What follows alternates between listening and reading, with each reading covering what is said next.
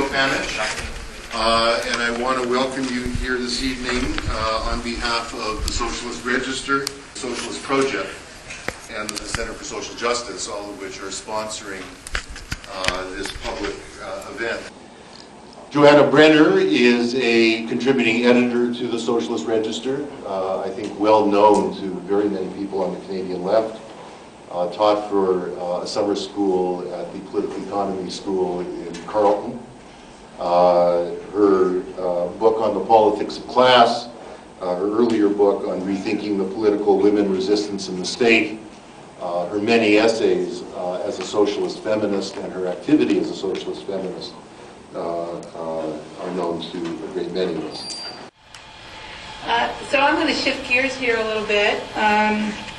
And I'm going to talk about something that's interesting me as a socialist feminist and as someone who's trying to figure out sort of the role that the relationship between what goes on in what we call the family, or what we as socialist feminists like to call social reproduction, that is the arena of life which has to do with reproducing the next generation and making sure that people can live with the economy. And so thinking about that, I was thinking about this crisis and the politics of it. And of course, in the States, we're, for those of us who've been around a while, we were really excited about the crisis. I mean, it was sad, you know, people lost their jobs, but on the other hand, it was like, finally, you know, finally there's going to be a left opening.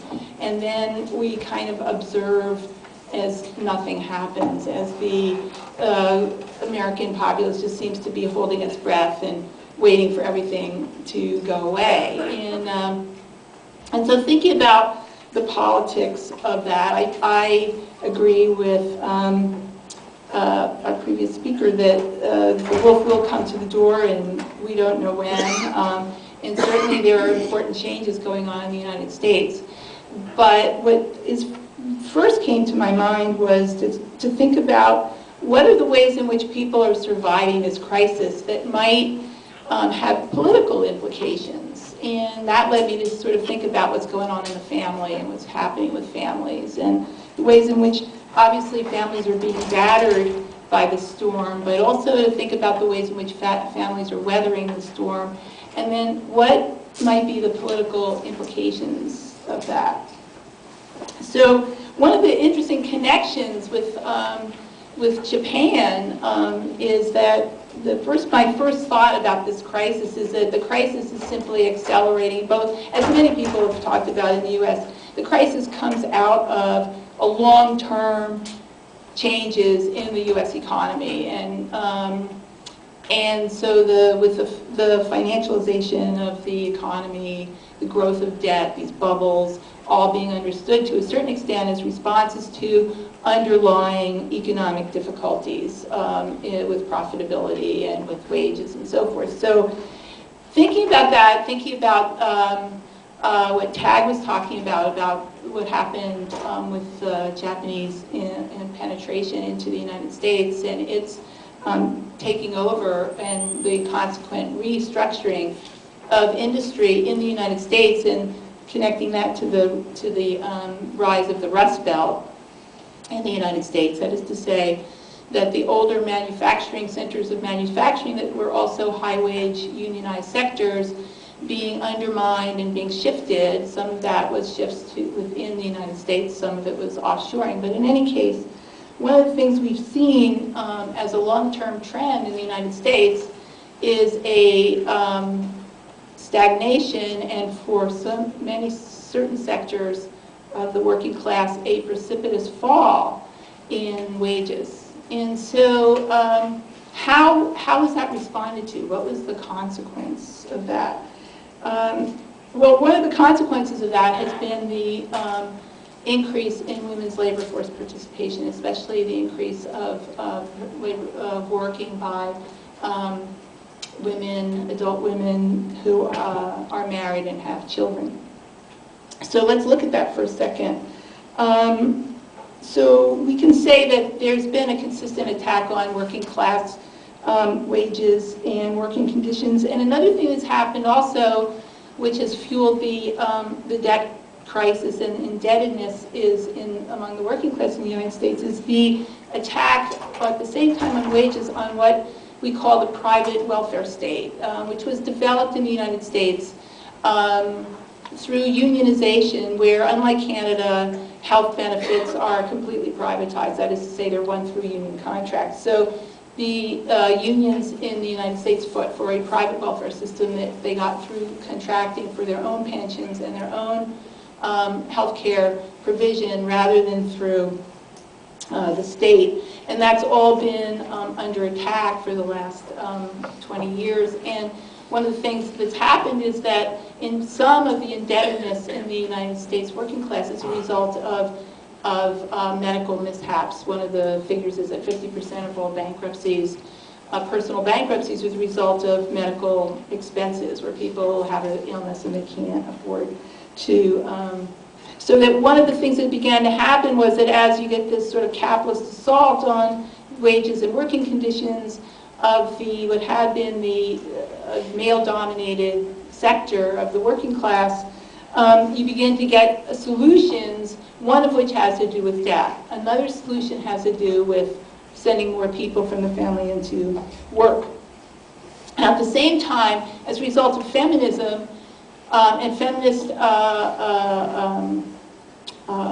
gains, the opportunities for wage earning open to women increase, and women's wages, especially for more educated women, go up. So in 1970, just get you a feeling of what this has meant sort of socially and culturally as well as economically. In the second wave around in the 60s and early 70s, we used to talk about the fact that women made 59 cents on the dollar of male wages, and the fact that a woman with a college education made less money than a man with a high school degree.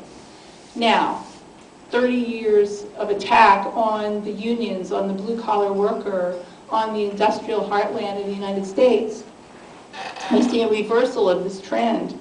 And one of the things that we've seen is that now actually men with a high school degree make 81% of what women with college degree or better make. So at the same time, what's happened is you've had this increase in, as you all know also about what's going on in the United States, you've had an increase in class disparities. So as a result, we now have much bigger gaps between women's wages and women's earnings. So women in the sort of affluent professional managerial class are doing very well and are making much more money, and their families are much wealthier than women in the blue-collar working class, or women who in the working class more generally. So, so what's happened is you could say that, but women's wages in general did rise. At every level. They just didn't. College-educated women's wages rose way more for various reasons that we can talk about. But the point is that women's wages and women's work has become an important contributor to household survival.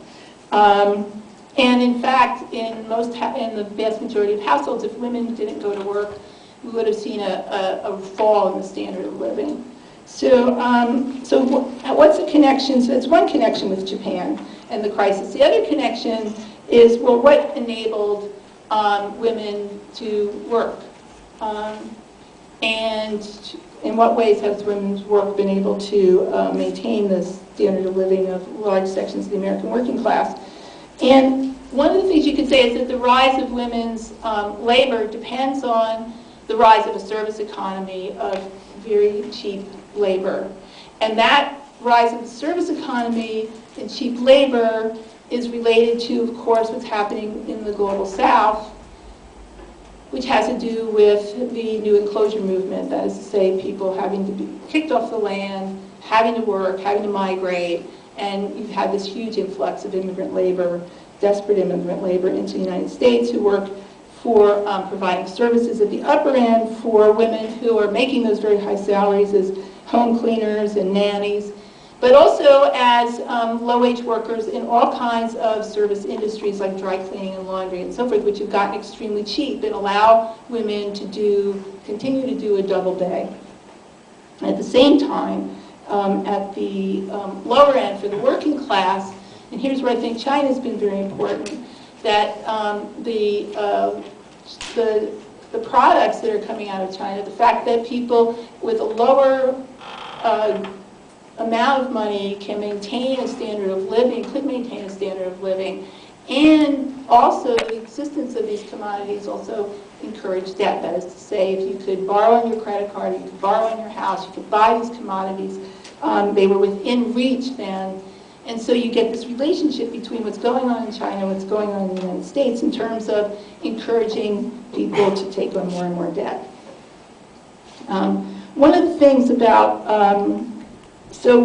that's important about sort of where we're at in the crisis is that we've had doubling in the levels of unemployment. Men's unemployment is at this point higher than women's unemployment. Men's unemployment rates in general are around 10%. For women, they're around 8%. And one of the reasons for that is that the crisis has hit first in manufacturing and construction. It's hit first in areas where men are predominantly employed.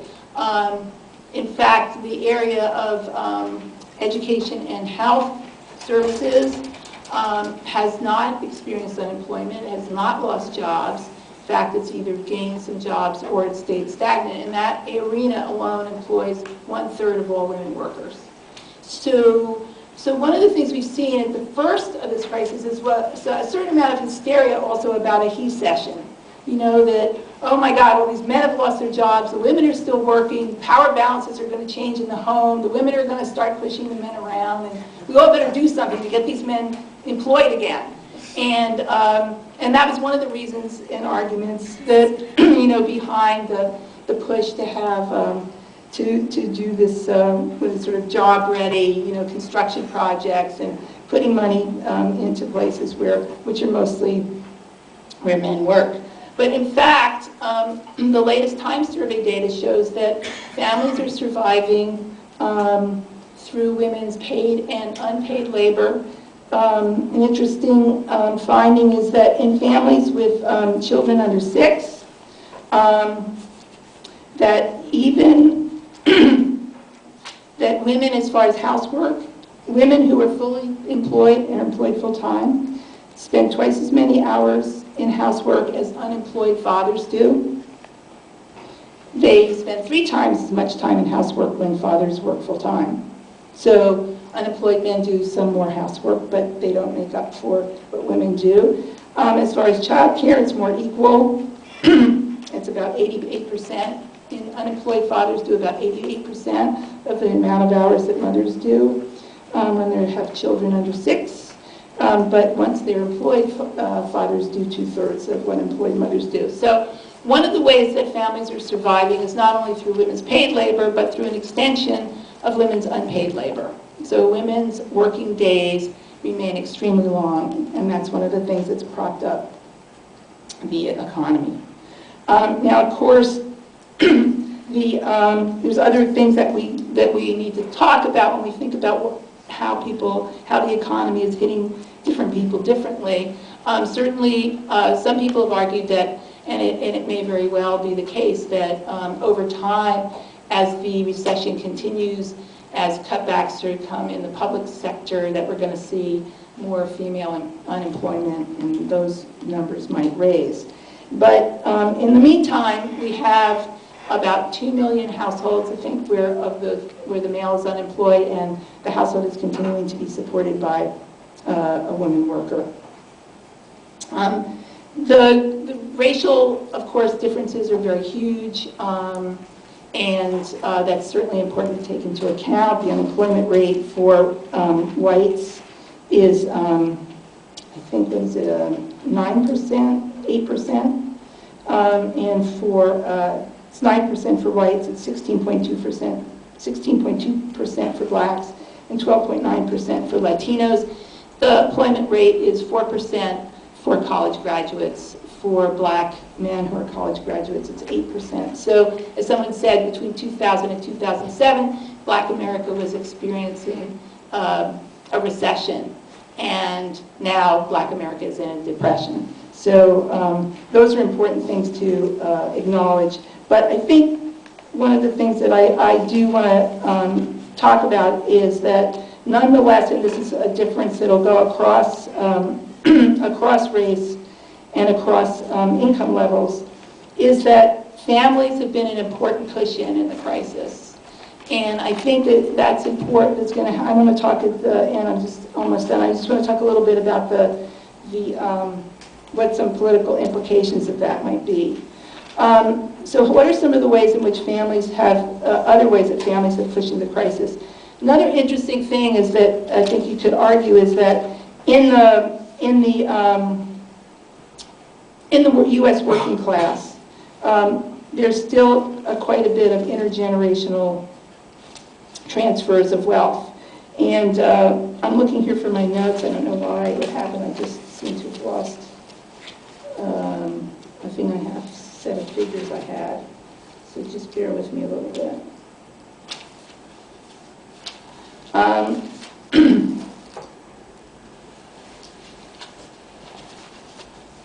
my goodness. Anyway, okay, so so one of the things that's happening is another way that families are really being important in helping people survive the crisis is through doubling up and through sharing money. So one of the interesting stats here is that in the Census Bureau found in 2008, 5.1 million Americans aged 25 to 34 living in the home of their parent. And this compares to 4.3 million in 2004. 11%, in another survey, 11% of people between 35 and 44 were living with their parents or in-laws. And a survey of grandparents found that 12.5% of grandparents were living in the same house as their grandchildren, a majority of them because their adult children could not afford to live independently. Another interesting survey that sort of says how families are important in a crisis is the survey of unemployed people, adults, found that more than one half had borrowed money from friends and family, and most of them had borrowed money from parents or other relatives. So if you think about this and you think about existing inequalities, you think about the fact that there's less wealth in black America than there is in white America, even in the working class. If you think about, then you think about class differences in terms of people becoming unemployed. And then you think about the ways in which families can be sources of substantial support. People now have pretty big houses in the United States, and they can have room to share. And so this kind of family sharing has been very important. And of course, when families share, another thing that happens is that for women in the household, the burdens go up, and so you have an extension and intensification of the unpaid working day as well for women. So in all of those ways, families are helping people to survive the crisis. And again, as I said, I think that there's a relationship between what's happened sort of internationally and these sort of directions that we've seen in what's happened to the wages and incomes of working class men in the United States. So what do I think is, just very briefly, what do I think is might be an outcome of this? I think that in the short run, one of the things that family systems do is they operate as alternative modes of survival for people. Obviously, if you can individually survive instead of having to reach out to others in your community or cross family boundaries or through politics, then you're less motivated. You have an alternative to really fighting back. Now, this is not the only thing by far that's depressing political activity in the United States. I mean, we've got decades of conservative rule, we've got the decimation of the unions, we've got the co-optation of civil rights organizations and feminist organizations and the other sort of axes of fight back that used to be there. But I think it's really important to sort of think about the role that the family plays as a conservatizing force as important as it is. And it's a way, and although families can also be sources of community struggle and solidarity that go across households, but in the first instance, I think that that's one of the things that is at the moment going to have a political impact. And some people have said, well, what do you think about, and this is my last point about China, will the fact that all of this cheap labor and outsourcing and the sort of issue of the United States, sort of the hardy worker losing his independence and losing his job to this foreign competition, is that going to be a kind of source of right-wing political mobilization in the United States? I mean, it'll sort of undermine a working class fight back or working class solidarity. And I think what we're going to see in the United States, and I think one of the things that families do, these family networks do, is as they become more solidified, they also reproduce racial and class divides, because families are racially and class bounded, right? I mean, that's they're generally segregated, they're racially and so forth. So I think what we're going to see, if we is much more likely than hostility toward China, is hostility toward immigrants in the United States, and particularly from Mexico, and particularly around the issue of undocumented workers, because the notion of illegality gives cover to a sort of racist politics in which you compare the sort of sturdy, independent American worker to this foreign interject who doesn't have your same values, who isn't independent, and is therefore suspect. So, and I think we've already seen some of this emerge. I think it's very prevalent in this whole discourse about Main Street versus Wall Street, where Main Street is configured, really when people say Main Street, what they're thinking of is the white male worker of before, who's independent, who's caught between these two vicious forces. On the one hand, these kind of plutocrats who are sucking us dry and taking our wealth and taking our tax money and spending it on themselves. And on the other hand, this sort of dependent class who's of people of color, who are sort of draining our energies and draining our social services and public services and taking our jobs. So there's great things happening. I'm going to stop now, but there have been some really interesting good struggles in the United States. It's not all doom and gloom, but I was just kind of interested in this thing of together in crisis, the sort of thinking about how these two different histories of Japan and China have shaped some of the changes, social and economic changes we've seen in the United States today. And then finally, my comrade and colleague and co-author, Sam Gindin, who I'm sure hardly needs an introduction to this crowd, the head economist and assistant to the president of the Canadian Auto Workers in its better days, the co-author of Global Capitalism, American Empire, his earlier book on the Canadian Auto Workers. Okay, I was just asked to comment briefly on the previous three speakers.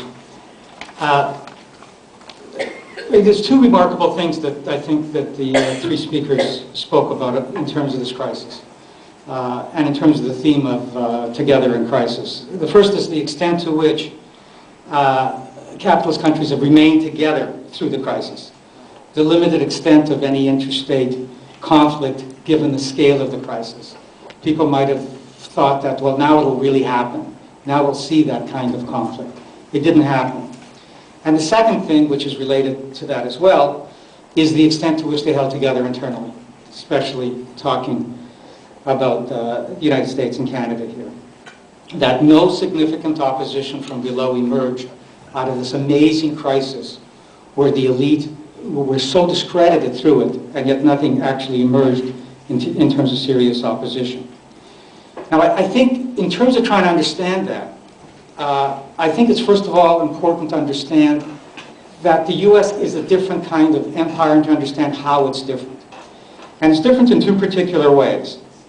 One is that against nationalist empires of the past, the U.S. is an international empire. And what I mean by that, and what Leo and I have meant by that, is that in pursuing the interests of its own capital, it's come to act on behalf of the interests of global capital. And the degree to which that's true, I think, is unique. The second thing is that, unlike past empires which were based on territorial or mercantilist relationships, this is a specifically capitalist empire. It operates through economic means. It operates through markets, competition, the rule of law, the law of value. Now, it doesn't mean that it does this all the time. So obviously, times when it can't do this. But the point about this is that even when it isn't doing this, it's intervening in order to create the kind of environment through which it can operate through economic means. Now, the implication of that is that when we're thinking about the strength of the American empire, or measuring its relative decline, that we don't do that quantitatively. That's what is so significant about this kind of an empire, is that its diffusion of economic capacities to the rest of the world, to Europe, to Japan, to Asia, isn't a sign of weakness, but it's a sign of success. It's a sign of the spread of capitalist relations, of the integration of capitalism, of the penetration of capitalism everywhere, and it's an expression of the expanded opportunities for accumulation, for American accumulation. So we have to understand that that diffusion isn't a weakness. We can't look at the fact that the quantitative measure, the U.S. used to have 40% of world production, now has 25%, therefore it's been in decline. Now when we look at Japan and China, let me start with structural relationships, which mean that they stay together in the crisis, are the things that I've mentioned, but they're not just that. The United States provides a military umbrella for Japan, or that it provides an environment in which they can access resources, or that the U.S. provides a market for Japan. I think what is really crucial is that what the U.S. acts as is the guarantor of a system within which Japan can successfully accumulate and reproduce internal power relations. That's the point, that the United States creates a system in which they can accumulate. And the last thing that Japan wants is to challenge that. Japan doesn't want to take on the burden of empire. It's having enough problems at home. And when I say burden, I mean that seriously, that there are burdens to empire. There are advantages and there are burdens. So it's not just that Japan doesn't have the capacity to act in that way. It doesn't have any interest in acting that way. And based on what Ho-fung said, it's even truer in terms of China, in terms of the formidable things that China is facing today. And no one has been as integrated internationally at this stage of development as China is. So again, with China too, it isn't just that they want foreign technology and American FDI and markets, etc. It's that China is depending on this system that the U.S. is the guarantor, this framework through which they can accumulate and therefore strengthen themselves domestically as well. So when we hear threats about the dollar, this isn't a challenge to the United States. This is asking the United States to act more responsibly as the imperial power. It's asking it to act better as the imperial power. And you know, if they did put it into the euro as an example, went out of the dollar, the first thing that would happen is the Europeans would buy dollars because they don't want their currency to rise. And by the way, when we say that countries are holding all these reserves as a hedge, we also have to ask why is it that they're holding them in dollars. It's crucial. Okay, so I think what was so important about what was said about China and Japan was that the contradictions weren't identified as the contradictions between the U.S. and China, or the U.S. and Japan, or between other capitalist countries. The contradictions were identified as the contradictions at home. They were identified in the case of Japan as the contradictions between creating, as Tag said, a political center that can actually take on the bureaucracy and address this question of some kind of dynamic change. And they were, in the case of China, in terms of dealing with the contradictions in finance and dealing with the potential contradictions of what happens with workers and peasants if they emerge. And in the U.S., the question the contradictions are also at home. Now, on the one hand, this new kind of empire, it isn't just that it's integrated, because it was just integrated, it could also fall apart. A crucial part of this is that the U.S. has actually had the capacity to keep renewing itself in terms of what the commanding heights of the economy. That the commanding heights of the economy have changed, and the U.S. has had the dynamic capacity to move with that. So it loses manufacturing of a certain kind, moves into dominating high manufacturing, shifts out of manufacturing to taking over all those business services that are absolutely crucial in terms of a global economy, not just finance, accounting, legal, engineering, etc., consulting. The other thing that is so crucial about the U.S. empire, and this gets back to this point that the contradictions are at home, is that the weakness of the American working class has been absolutely fundamental to sustaining the empire. It isn't just that a weak working class is important to restoring profits. It's been the fundamental thing that gives them the flexibility to do what they need to do. And I just want to move towards the conclusion by turning to what Johanna said. So what's going on here? Why is it that we didn't see a reaction, a new emergence of opposition in the United States? And I think to understand that, we have to understand that what was going on in the United States, what's been going on with neoliberalism, isn't just an attack on working people. There's something more than that going on. There's a material base for people not responding. And part of that material base is that people have actually been consuming more. We have to recognize that the American working class has actually gotten access to consumption. The problem is that the forms through which they got access to that consumption actually affected class formation in a very particular way, which I'll return to. But there are other things that are going on in terms of the integration of the American working class. Not just an attack on it, but its integration in very particular ways. So it does consume more, but it consumes more by working more hours, especially women. That isn't just more exploitation. It actually means you don't have the time to participate in things. How do you find time to read and actually participate given the time out, the time dilemma? The question of debt, people going into debt. Again, it isn't just that they're going into debt. They're becoming dependent in a very particular way on finance, and on finance being successful, on hoping that finance will be fixed. And as Dick Bryan was emphasizing earlier this afternoon, it also means that people, they start depending on their own asset inflation. They're also investors. They're not just in debt. Workers are investors in terms of their pension funds or their homes. And so they start calculating everything through the capitalist logic. That has an enormous cultural impact. A lot of this access to consumption is possible because of the American imperial role, because they actually have access to global savings and also to the cheap labor indirectly through imports. The other side of this that's crucial is that we have to recognize that we always talk about the inequality in the United States, but that a lot of that inequality has been within the working class. So the class is being fragmented in a particular way. It isn't just the rich versus the working class. It's been the gap between the organized working class and precarious work, etc. That's been enormous, and now the organized working class is paying for it. So what I'm trying to emphasize is that people always try to survive. They find ways of surviving. They find ways of adapting. The American working class, actually, a lot of it, relatively well off, which gives them some space for adapting in certain ways. As Johanna used the example of, you have a big home, people can live in it longer and adapt in particular ways.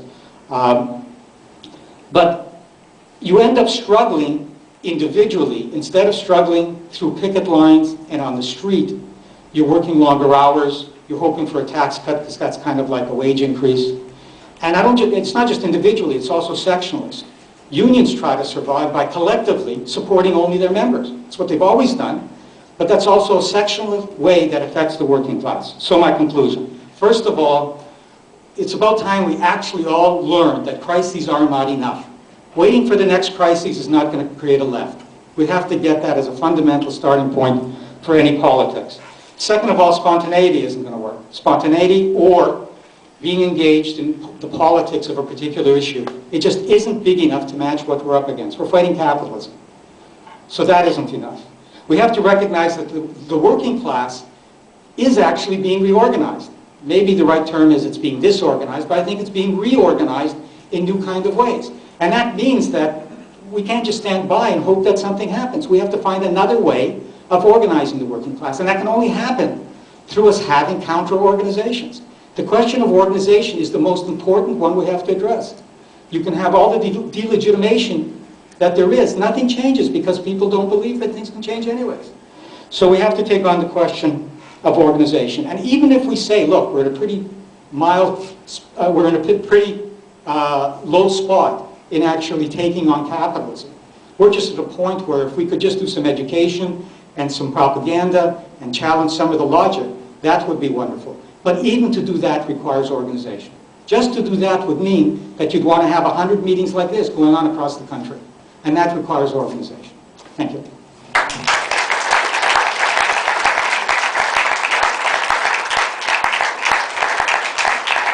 thank you all very much. Come back to the red seats. Let's take at least a half hour of comments and questions. I think rather than jump immediately to answers, I'll invite people to raise half a dozen questions or so. You can direct them to one or to everyone on the panel, and then I'll ask the panelists to respond. Yes, please. The question about the applicability of the Japanese experience. The origins of the export-led growth model in the 1950s, with where Japan was at that point. The Japanese ruling elite really didn't, at that point, feel that it had any choice, given the institutional tools that they had on hand, and given the suffocating embrace of the American occupation, and the terms on which the Americans agreed to end the occupation, which was that leftists would be kept away from the levers of power, that Japan would pay lip service to American foreign policy goals, that the Japanese were to have nothing to do with the People's Republic of China, and various other, under the terms of which the occupation ended, there was a sense of which this was inevitable. This is the only thing we could do without actually facing revolution in Japan. The choice that China made in the late 1970s was much more deliberate. I mean, you know far more than I do, but I mean, it's the sense that I have is that in the Chinese, it was a deliberate, conscious choice in the way that it was not in Japan. But I think that there may be certain aspects of what the Japanese went through that were not as clear to the Chinese then as they have subsequently become. One is that if you run your economy to accumulate dollars, at a certain point, you then become trapped in the system. You do not have the choice anymore of walking away from it without a tremendous amount of damage. And this may not have been clear to the Chinese in the late 1970s. It's certainly, I think, clear now, but it wasn't clear then. The other thing is that because it was thrust on Japan, and it was not a matter of conscious choice, oddly enough, the Japanese have been more wary, as far as I can tell, as someone who has not spent much time in China, the Japanese have always been more wary of what you might call the side effects of capitalist relations and have stymied the growth of something like this entrepreneurial coastal class in China, which now I gather has, to a certain extent, veto power over Chinese decisions. I mean, any time that, the Japanese were very good at neoliberal talk. The Koizumi administration in particular gratified Washington. It provided an excuse by which corporations could renege on the lifetime employment contracts. But anytime anybody actually took it seriously and tried to introduce a market for corporate control in Japan, that person was likely to end up in prison. That's literally what happened when people took this too seriously. So Japan is, because this system was sort of thrust on it, we didn't ask for this world. The West thrust us into this world in the 1860s. They thrust us into an American-led system in the 1950s. And we're going to do our best to preserve what we can of our traditional way of doing things. Where with China was a conscious choice, it may have been less resistant. I mean, I just posed that as a possibility. So that's what I would say in answer to the question. You might. Can I? Yeah. Actually, that also responds to one question about why and how China don't jump out of it. First of all, it is already like 2 trillion treasury bonds, then it is a big calculation if you want to walk out of it. And the problem is that there's really low alternative. That if you're in a relationship, that you have don't have an alternative, that you just complain about your partner, but you never walk out. Then you stay in there and complaining. And the problem is that there's a lack of alternative. There's no such market as big with the liquidity as big as the U.S. Treasuries. And what people are talking about is special drawing right, and it is just rhetorical, and it will never work. And you look at euro, that euro is in trouble, and if you have a global version of euro, the SDR is going to be a global version of euro, and there will be a chaos. In terms of the veto powers of the coastal interests, and it is really a veto power, that it is the best word that I can find. But to compare with Japan is interesting, because Japan has been export dependent, but never as dependent as China now. And Japan, you look at the percentage of corporate profits. China break all the records. Then the low consumption rate as a percentage of the GDP, and Japan is never as low as China. And one key issue is, I'm not a naive believer in bourgeois democracy, but electoral politics helps. Because, for example, in Japan, the LDP stayed in power for so long because it did the rural vote. So as it did the rural vote, so it have a lot of rural subsidies and agricultural subsidies, and it cannot institute the policy that China instituted in the 90s to just let the peasants rot, and then and they're still talking about it, that it is quite twisted. There's a kind of a jump of logic to make this kind of argument, that one dominant force in China now to say how China could weather the crisis is to increase the privatization of land in China, so that the peasant can sell their small plot of land to turn it into cash, so that they can bring the cash to the city. And also to speed up the rural to urbanization as a way to boost up the consumption of China. But you can see that the logic is that it won't work this way, because if you institute this kind of, you basically, it is to further destroy the countryside, destroy the agriculture, destroy the rural sector, and then to create more massive exodus of labor to the export sector. So it is interesting that without kind of electoral politics, and Taiwan as well in the 70s, that the Kuomintang is authoritarian, but it has some kind of a rural grassroots election. So it is, and also in India, that I was in a conference in Kolkata last month, that and people are saying that why you China experts talk about boosting rural consumption. You talk about so many different policies, but there's simple policies that you can pursue, but you never think about. For example, that cheap credit to the peasants. For example, that the Congress Party in the last election, one of the programs that make them successful is that they decide to promise to write off a lot of peasant debt. And so it is financial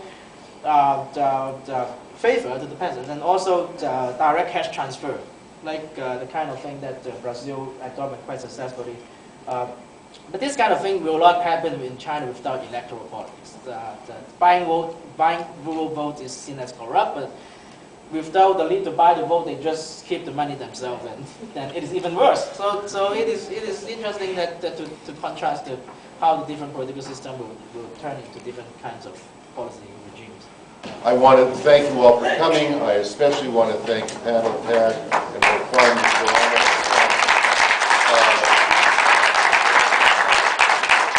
You're not going to get away without a commercial. You can see what a remarkable volume, you get a taste of what a remarkable volume the next issue of the Register is going to be. I hope you already have your 2010 volume, Morbid Symptoms, Health Under Capitalism. Even more, I hope that you've all taken out an online subscription. You can now go online and read all 700 plus essays of the Socialist Register back to 1964, including Giovanni and Beverly's piece on workers north and south.